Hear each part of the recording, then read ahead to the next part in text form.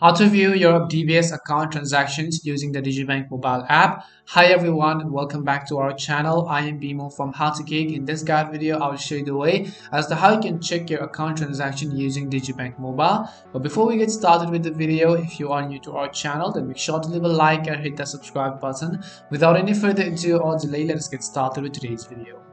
Now, first of all, what you have to do is simply make sure to update the Digibank mobile app. Once you've updated it, open it up, tap on the login button, log into your Digibank mobile either with your Touch ID, your Face ID, or using your Digibank user ID and PIN.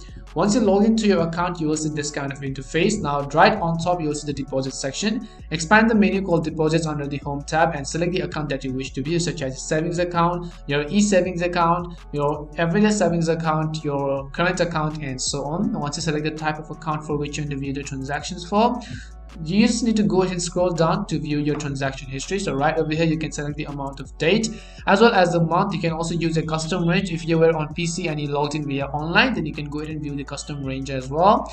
Once you select the range as to where you wanted to view your transaction history, you can also go ahead and download them. You can download it as well, and you can go ahead and print them to a PDF format as well.